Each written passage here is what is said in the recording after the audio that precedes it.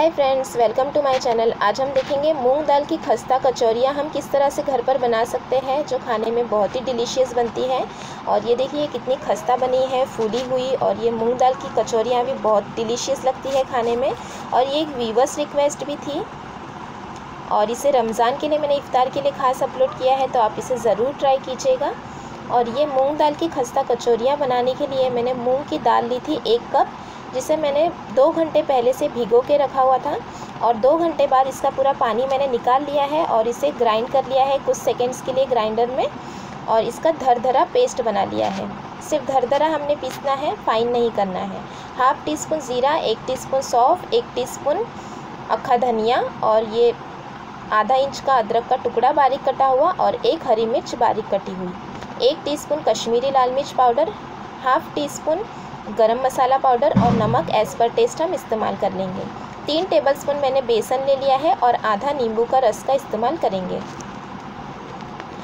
चुटकी भर हम इसमें हींग का इस्तेमाल करेंगे। और ये 2 कप मैंने ले लिया है मैदे का आटा, और 3 टेबलस्पून मैंने ले लिया है देसी घी।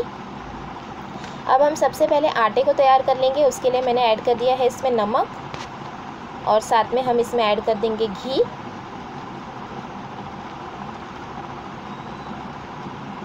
और अब हम इसे घी को आटे में अच्छे से मिक्स कर लेंगे।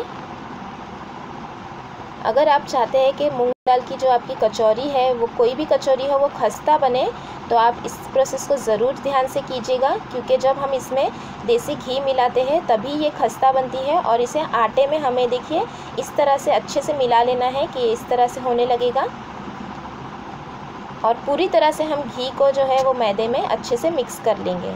अब हम इसमें थोड़ा थोड़ा पानी ऐड करते जाएंगे और नरम आटा गूंद लेंगे।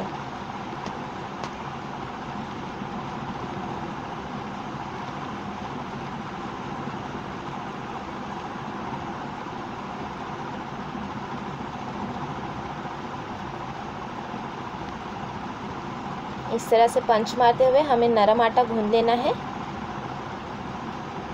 और ये देखिए मैंने आटा गूंद लिया है। अब हम इसे गीले कपड़े से ढककर 15 से 20 मिनट के लिए रहने देंगे। तब तक हम फिलिंग तैयार कर लेंगे। उसके लिए मैंने ऐड कर दिया है एक कढ़ाई में 2 टेबलस्पून तेल। अब हम इसमें ऐड कर देंगे चुटकी भर हींग,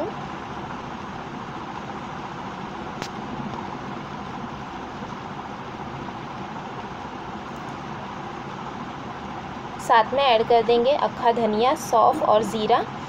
सौंफ और धनिया को मैंने क्रश कर लिया है, फिर यूज़ किया है। अच्छे से हम इसे मिक्स कर लेंगे और कुछ सेकंड्स के लिए सौते कर लेंगे। अब हम इसमें ऐड कर देंगे कटा हुआ अदरक और कटी हुई हरी मिर्च, और मिक्स कर लेंगे और कुछ सेकंड्स के लिए फिर से सौते कर लेंगे।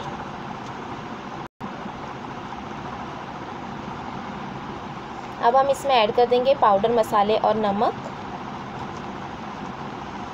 और लो फ्लेम पर हम इसे मिक्स करेंगे, वरना मिर्ची पाउडर जो है वो जल जाएगा।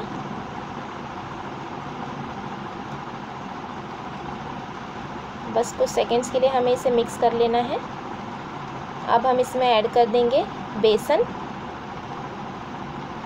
और अच्छे से मिक्स कर लेंगे। और 2 से 3 मिनट तक हम इसे मीडियम फ्लेम पर इसी तरह से चम्मच चलाते हुए पकने देंगे, जब तक कि बेसन में से अच्छी खुशबू ना आने लगे, तब तक ये पक जाएगा। तो हमें 3 से 4 मिनट तक इसे पका लेना है। और ये देखिए हमने 3 से 4 मिनट पका लिया है। अब हम इसमें ऐड कर देंगे मूंग की दाल। मूंग की दाल को हमने धरधरा पीसा है। और अब हम इसे 5 से 6 मिनट के लिए पका लेंगे, जब तक कि पूरा ये करारा हमारा फिलिंग तैयार नहीं हो जाता।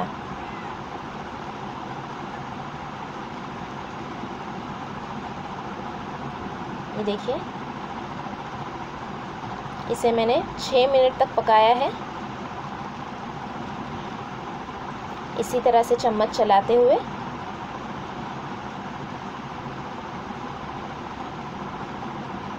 और अब हम इसमें ऐड कर देंगे नींबू का रस। यहाँ पर आप हाफ़ टी स्पून अमचूर पाउडर का भी इस्तेमाल कर सकते हैं, तो आप नींबू को स्किप कर दें और अमचूर पाउडर ऐड कर दें। यहाँ पर मैंने नींबू का इस्तेमाल किया है। अब हम इसे अच्छे से मिक्स कर लेंगे। और गैस की फ्लेम को बंद कर देंगे और ठंडा होने देंगे। और ये देखिए आटे को हमने 15 से 20 मिनट के लिए रहने दिया था। अब हम इसे अच्छे से फिर से एक बार गूंद लेंगे।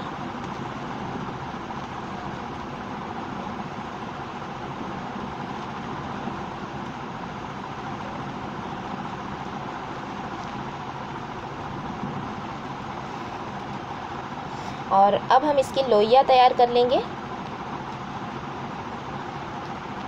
नींबू के शेप के जितनी लोइयाँ हमें तैयार करना है, तो हम उसमें से इतना आटा निकाल लेंगे जितना नींबू की शेप की तरह हमारा लोई तैयार हो जाए। और इसे बिल्कुल गोल गोल हमें कर लेना है, कोई भी एजेस नहीं रहना चाहिए इसमें। ये देखिए गोल गोल हमने बेल लिया है। अब हम इसे पूरी के शेप में बेल लेंगे। ज़्यादा पतला नहीं करना है हमें, बस पूरी की शेप जितना होता है उतना हमें इसे बेल लेना है गोल। और अब हमने जो फिलिंग बनाई थी वो हम इसमें ऐड कर देंगे। यहाँ पर मैंने 1.5 चम्मच जो फिलिंग है वो ऐड किया है। और इस तरह से हम ये कचौरियों को फोल्ड करते जाएंगे। हाथों को हमने घुमाते जाना है और इस तरह से देखिए गोल गोल हमें इस तरह से बंद कर लेना है। और यहाँ पर हम जो पूरी है उसे गोल गोल इस तरह से दोनों हाथों पर घुमाते जाएंगे और टाइटली हम इसे क्लोज़ करेंगे। और जो ऊपर का जो एक्स्ट्रा आटा रहेगा उसे निकाल लेंगे। ये देखिए इस तरह से करना है। और हम इसे हथेली पर इस तरह से प्रेस करते जाएंगे।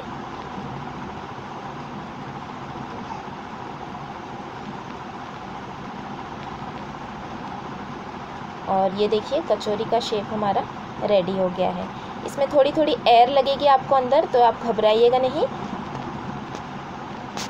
और ये देखिए सभी को हमने इसी तरह से बना लिया है। अब हम तेल को हमने हल्का गरम कर लिया है, ज़्यादा तेल को हमने गरम नहीं करना है। और अब हम इसमें कचौरी को ऐड कर देंगे। हमें इसे मीडियम टू लो फ्लेम पर ही फ्राई करना है, फास्ट फ्लेम पर फ्राई नहीं करना है, वरना ये कच्ची रह जाएगी अंदर से और खस्ता भी नहीं बनेगी और फूलेगी भी नहीं। तो हमें इसे मीडियम फ्लेम पर ही फ्राई करना है, मीडियम टू लो फ्लेम पर। और ये देखिए कुछ देर बाद इस तरह से फूलकर पूरियाँ जो है वो ऊपर आ जाएगी।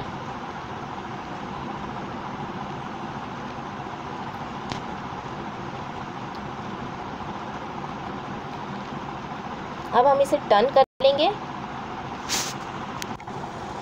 और इसे अलट पलट करते हुए हमें फ्राई करना है। 10 से 12 मिनट का समय लगेगा इसे फ्राई करने के लिए।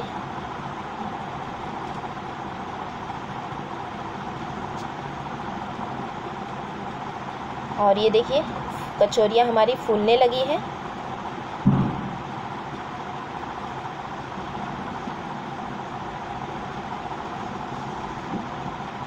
इसे हम इसी तरह से अलट पलट करते हुए फ्राई करते जाएंगे।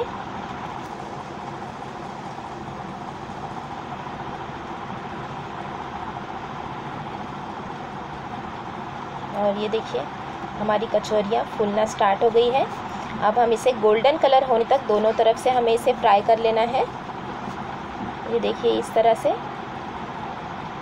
ये देखिए पूरी तरह से गोल्डन कलर हो गया है। इसमें दोनों तरफ से हमें सेम गोल्डन कलर होने तक फ्राई कर लेना है। और इसे मुझे फ्राई करते करते 12 मिनट हो गए हैं।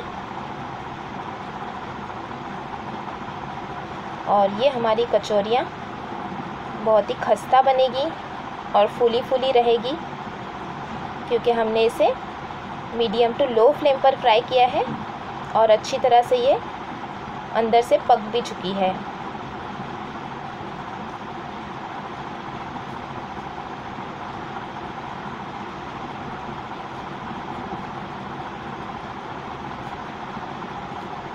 अब हम इसे निकाल लेंगे। देखिए हमारी कचौरियाँ बनकर तैयार हो गई है। इसी तरह से हमने बाकी की कचौरियों को भी फ्राई कर लेना है।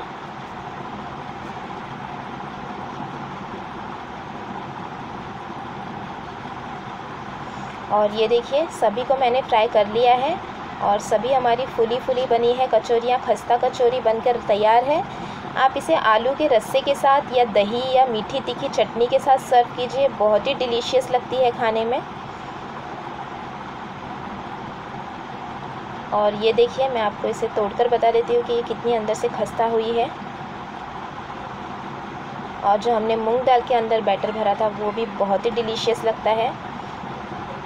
आप इसे ज़रूर ट्राई कीजिएगा, और आपको अगर मेरी ये रेसिपी अच्छी लगी हो तो मेरे चैनल को भी ज़रूर सब्सक्राइब कीजिए और वीडियोस को लाइक और शेयर करना भी ना भूलिएगा। Thanks for watching.